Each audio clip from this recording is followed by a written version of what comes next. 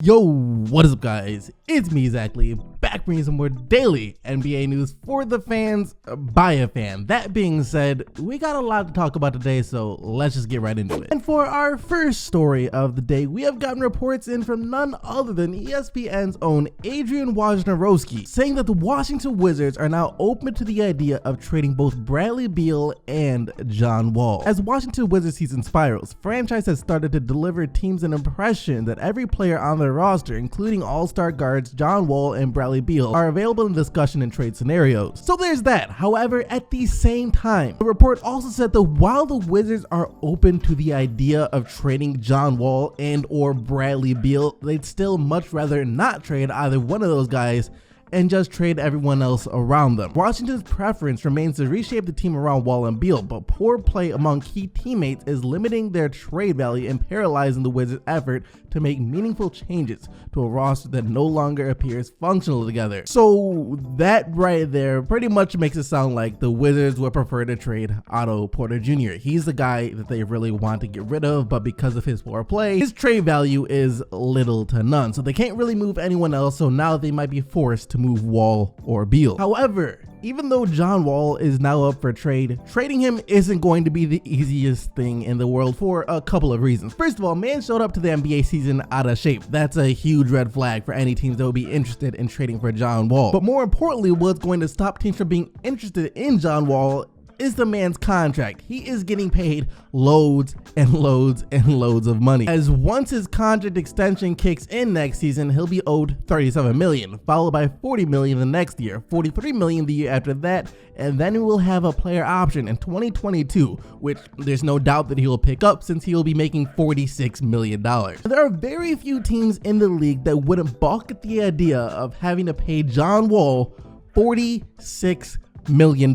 Most teams would have to completely gut their roster just to make room for that level of a contract. So while trading him is possible, and I'm sure that teams will be interested because this is John Wall, he's still one of the league's top point guards, there aren't gonna be that many teams who are actually able to trade for John Wall. And that is why if anyone does get traded from the Washington Wizards, either John Wall or Bradley Beal, it's most likely going to be Bradley Beal. And it's for a couple of reasons. And the first reason is obviously the man's contract. Under contract until the summer of 2021, and the last year of his deal, he's only going to be making $28 million compared to the $46 million that John Wall is going to be making in the final year of his deal. And considering they're both elite players in the league, would you rather trade for the player who's making $28 million or the player who's making $46 million? Teams are going to go for the player who's making $28 million. So there's the contract, but that's not it. The other thing is he's just a much better fit for most teams in the league. There aren't many teams out there that wouldn't say, yeah, we could definitely use a player like Bradley Beal. He's an upgraded shooting guard for the vast majority of NBA teams. I mean, the guy's one of the best shooters in the league, and not only that, since John Wall wasn't playing last year, he also showed us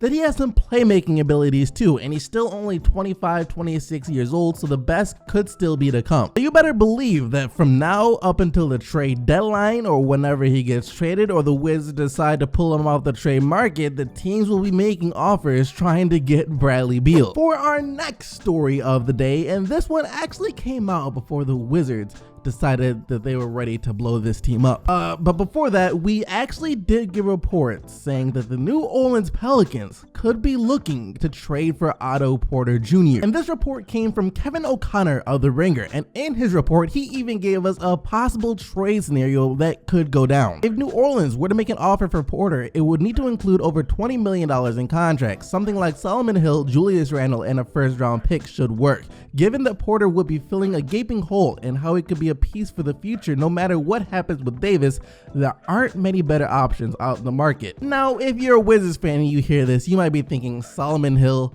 and a year of Julius Randle. Why would we give up Otto Porter Jr.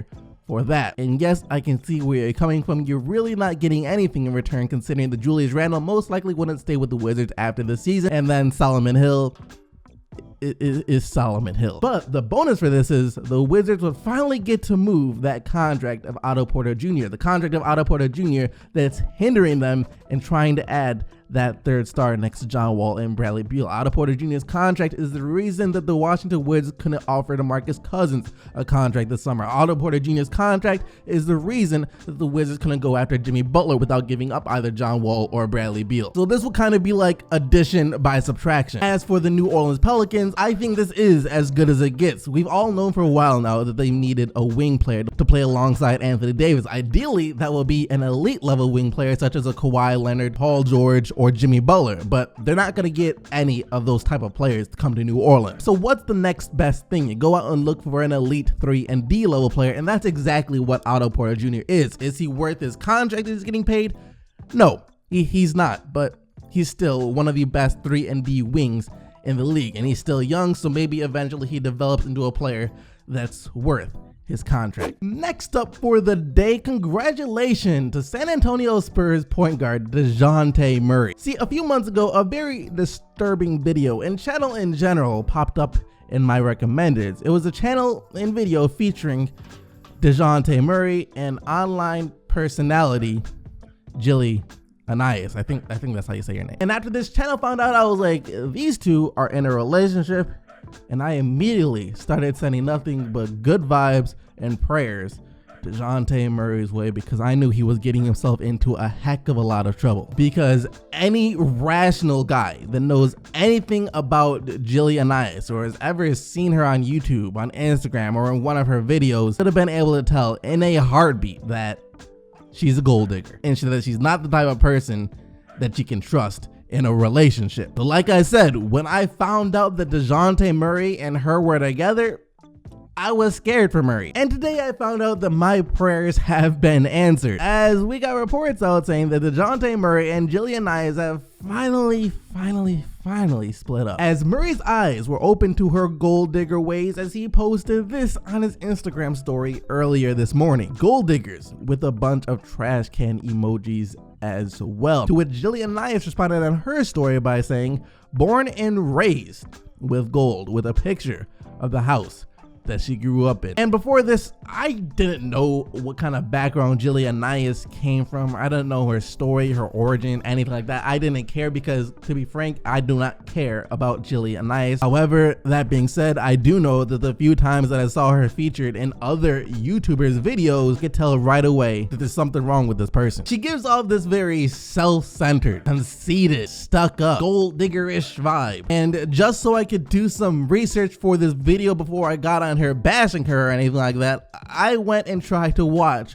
one of her videos from her channel, and 5 minutes into that video, my suspicions were confirmed. After watching 5 minutes, I couldn't take anymore. She was literally looking at herself in the flip screen every time she was supposed to be looking at the camera. So after that, I stopped watching the video but kept skipping around just to see if this was a common trend, and to my non-surprise, it was. Literally every time I skipped around in the video and she was talking to the camera, she was looking at herself in the flip out screen. The only times I couldn't tell was when she was wearing these glasses, but I'm sure she was even still doing it then. And when someone has to look at themselves so much, that much, when they can't take them eyes off themselves, that means that they are the most stuck up and conceited person that you could possibly ever hope to meet. And I'm not gonna lie, I had an experience with someone like this many years ago, maybe like 4 or 5 years ago. I went on a date with this person. I asked them, what's your goal in life? That's something that I take very seriously because I had big goals at the time. I was like, what do you want out of life? She told me that all she wanted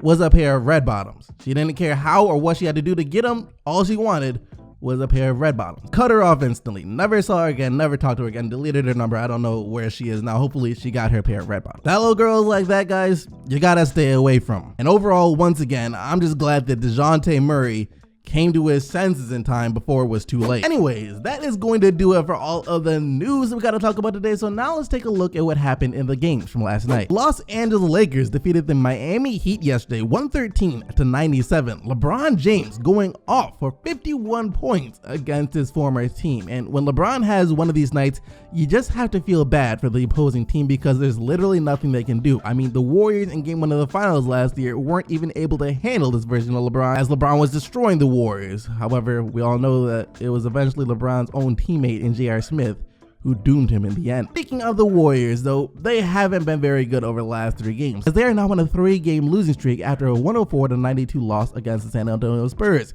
And there is no denying that something is going on in Golden State. Yes, they're without Stephen Curry, and Draymond Green has a sprained toe, so he's missed the last 2 games, but the problem seems to be bigger than that as well. They're going through something internally right now, but that being said, I don't doubt that once Curry returns, they'll start winning again, and as long as Curry is healthy by the time the playoffs comes around, they're still the Golden State Warriors. And it was after this 119-109 loss to the Blazers, where Damian Lillard dropped 40 points, that the Wizards management looked at each other and said, you know, maybe we are trash and something needs to change with this roster. In actuality, they need to be looking in the mirror and saying that something needs to change, as Washington now finds themselves with just a 5-11 record on the year. And the high and the camaraderie from the Wolves trading away Jimmy Butler might have worn off already, as they once again look like the Wolves minus Jimmy Butler yesterday, and their 100-87 loss to the quietly very impressive Memphis Grizzlies. Marc Gasol with 26 points and 13 rebounds. And lastly, we're almost 20 games into the season, and the Orlando Magic still have a winning record of 9-8. I thought for sure